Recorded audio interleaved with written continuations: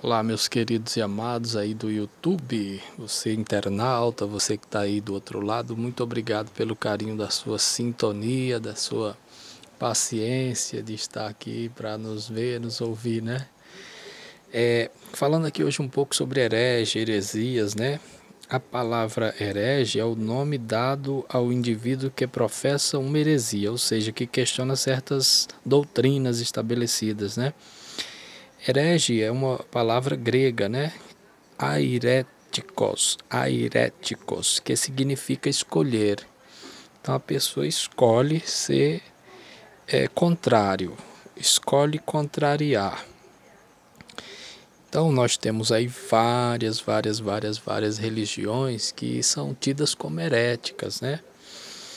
Não vou citar o nome aqui para não causar celeuma, problemas, desconforto, mas falar um pouco aqui e você vai ligar uma coisa com a outra, né? Então nós temos religiões aí que proíbem as pessoas de tomar café, religiões que dizem que Jesus Cristo, depois de ressuscitado, veio aqui na América do Sul, religiões que professam a poligamia, que o homem pode ter duas ou mais mulheres, né?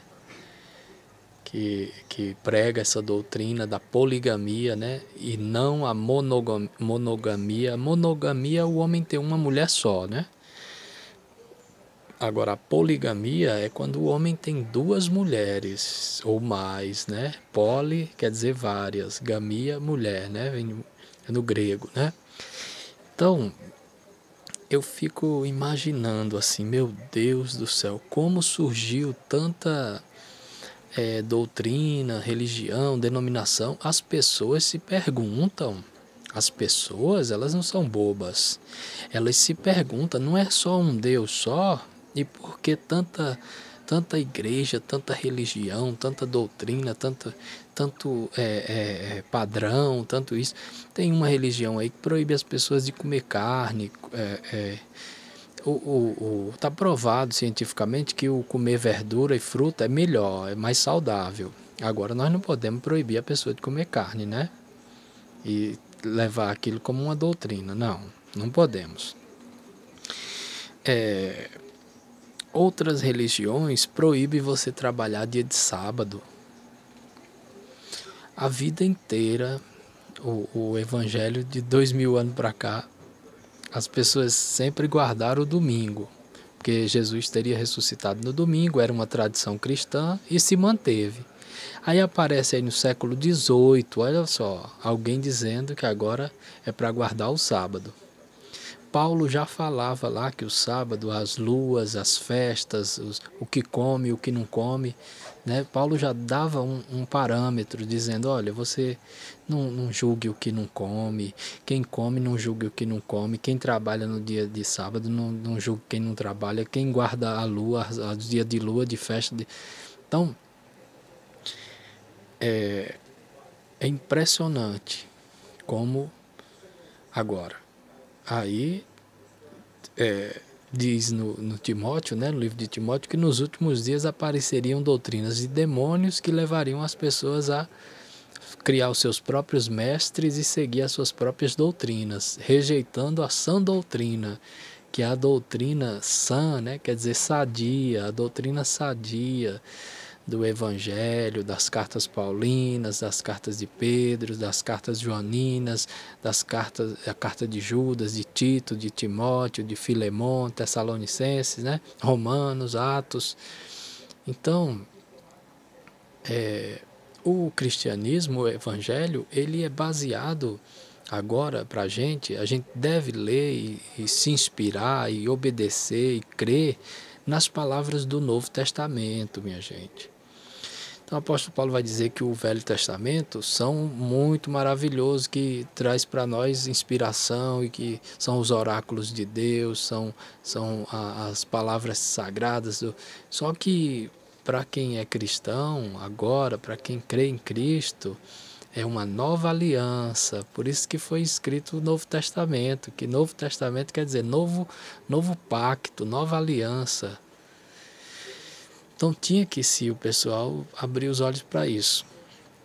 Agora, é natural, eu e você sabemos que é natural. Veja bem, quando alguém cria um negócio numa cidade que dá certo e tem sucesso e bomba, né? O pessoal fica de olho e imita aquela ideia também, né? O cara abriu uma churrascaria ali, começou a dar movimento, o outro vai e abre um outro do outro lado. Do mesmo jeito é com a fé, com a igreja. O pessoal viram aquelas primeiras igrejas da Reforma Protestante prosperando, crescendo, difundindo no mundo inteiro. Aí foram lá e criaram outras religiões, que a Reforma Protestante era para sair daquela ideia do catolicismo e trazer, a cumprir, a crer nas escrituras, né? Uma das ideias de Martinho Lutero era que a escritura seria a regra de fé e prática e conduta, o sacerdócio universal do cristão, que cada pessoa era responsável por si mesmo diante de Deus. Então ele veio essa reforma protestante vinha para reafirmar essas crenças que foram perdidas ao longo da história, ao longo dos anos, ao longo dos séculos, né? Porque foi séculos aí, viu? Séculos de trevas, de escuridão, de ignorância, desinformação, né? Então aí nos vem, né? Vem a nós aí religiões que proíbem a doação de sangue, e se dizem cristãos, que não reconhece Jesus como um profeta de Deus, que não conhece Jesus como o próprio Deus, a divindade de Cristo. Tem aí cuidado com essas religiões. Tem aí a que considera o Espírito Santo não como uma pessoa, mas como uma força ativa de Deus, né? Então você vê que panorama de herege, de heresia, de airétekos, né? No grego, airétekos, que escolhas esse pessoal fizeram. Aí pessoas que dizem que tiveram uma visão do anjo de Deus, e Paulo vai falar lá nos Gálatas, né? Ainda que nós mesmos, ou um anjo do céu apareça e anuncie outro evangelho que não seja o que a gente tem anunciado, vocês considerem anátema, considerem condenável. Mas foi surgindo. Um disse que tinha aparecido um anjo, que agora Deus estava entregando a obra na terra, a obra de evangelização àquela pessoa. Outro falou que teria que guardar o sábado.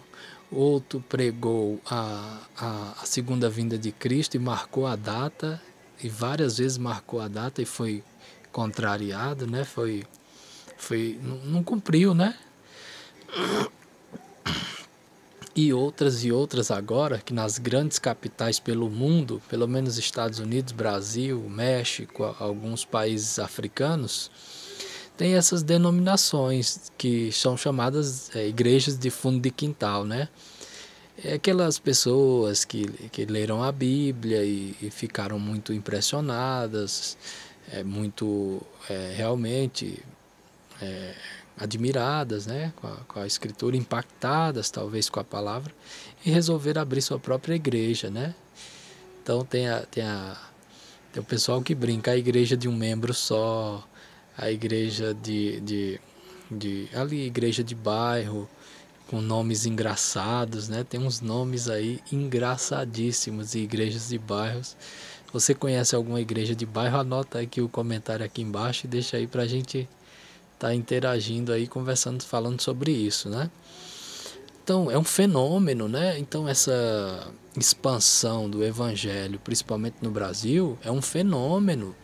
Em 1991, era aí aproximadamente 13 milhões de evangélicos. 91, né? Aí, quando foi em 2001, ano 2000, aí foi feito outro censo, dobrou para 26 milhões. Aí agora o censo de 2010 já dobrou para 40 milhões. E agora, quando fizer o próximo censo aí, eu acho que está passando os 80 milhões de pessoas que se dizem evangélicos e simpatizantes no Brasil, né? Então isso causou um boom, né? Então, eu acredito que o pessoal do Vaticano ficou preocupado. Eita, o Brasil cresce, a igreja evangélica cresceu, a igreja evangélica agora é muitas igrejas evangélicas. Porque não tinha, minha gente, olha, na década de 40 era meia dúzia de igrejas, era só em São Paulo, nos grandes centros. Nesse Brasilzão, região norte, nordeste, centro-oeste, você só via igreja católica, não tinha igreja evangélica, igreja protestante histórica, igrejas de cunho de denominação cristã, né? Que se diz cristã, seguidora de Cristo. Não tinha. Mas aí depois de toda essa explosão de igrejas, aí aparecem as igrejas na TV, que não tinha. Então aparece todo mundo na TV, que são chamados neopentecostais, né? É o novo Pentecoste. O Pentecostes atual, as igrejas foi lá em 1910, na Rua Azusa, né? Com o Simon lá, o pregador lá, né? Teve uma experiência e criou as igrejas pentecostais. Deu início ali a algumas igrejas pentecostais. E de lá, de pessoas que frequentaram lá, surgiu a Assembleia de Deus, surgiu igreja...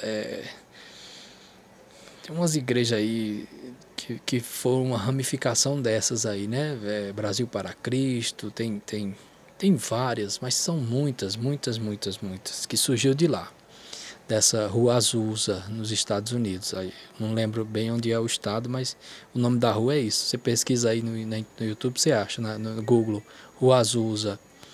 Então essas igrejas, elas vêm daí, da Rua Azusa, as pentecostais.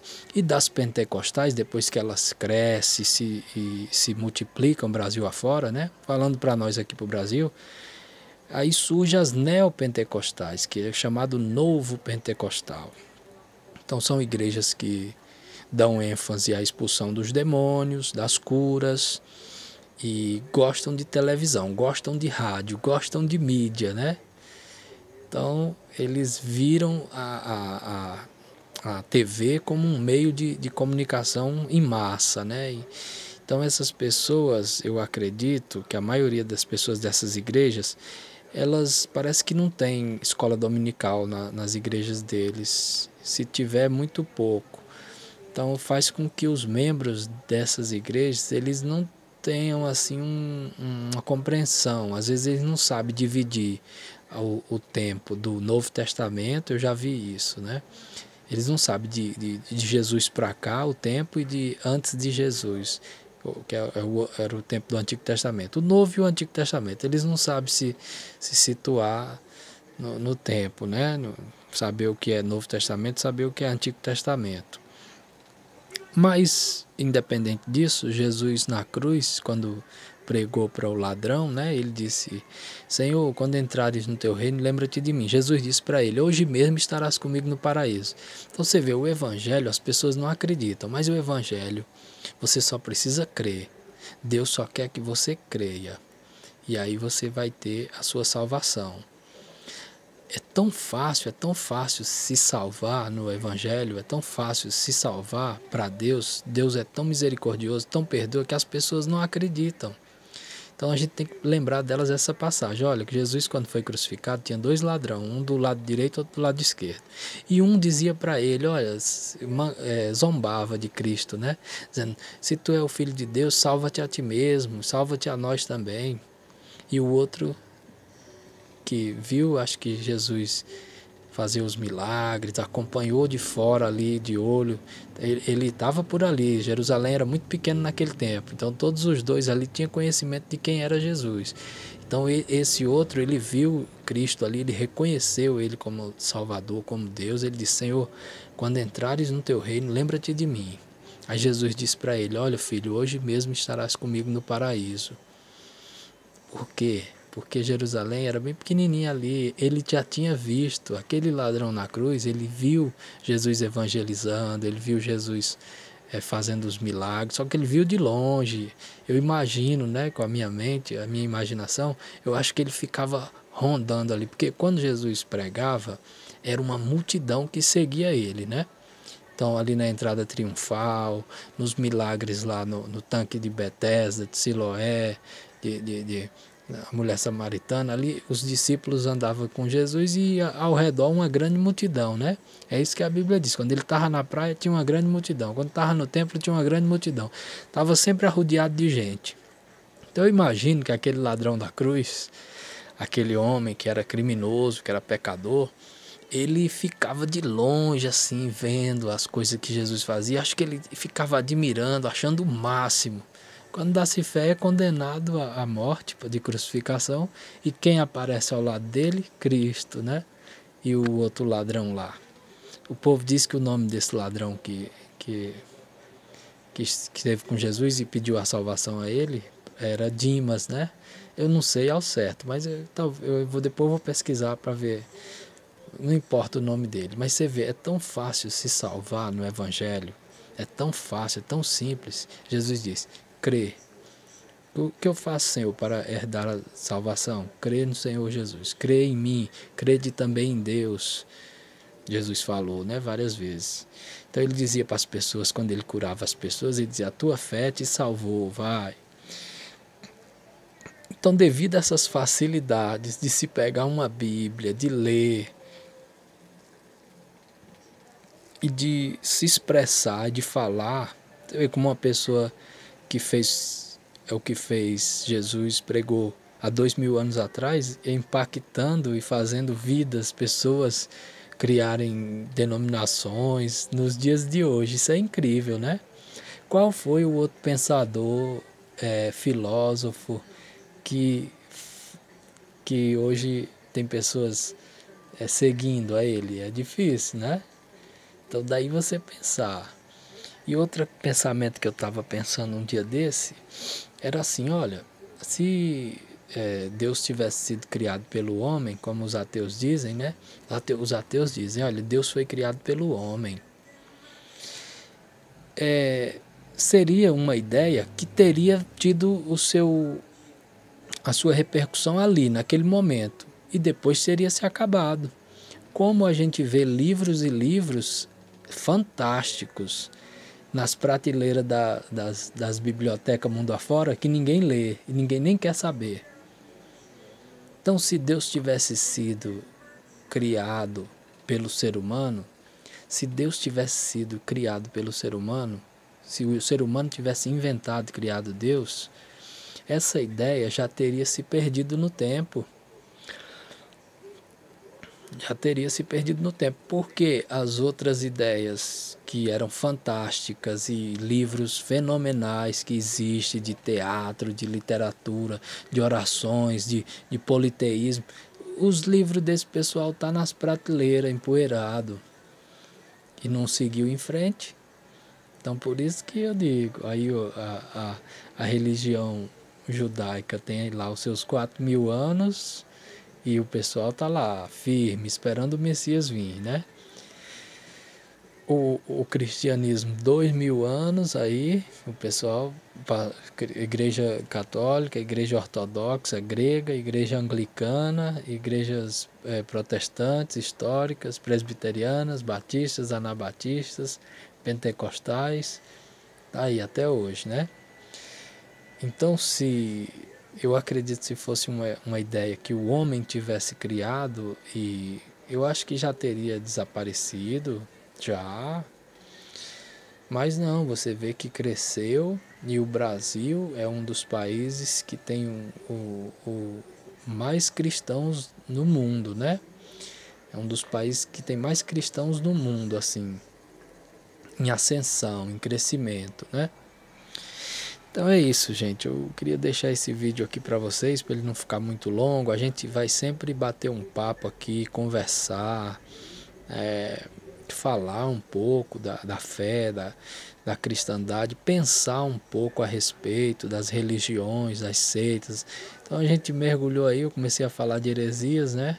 Vou deixar o tema aí como heréticos, falando de heréticos, né?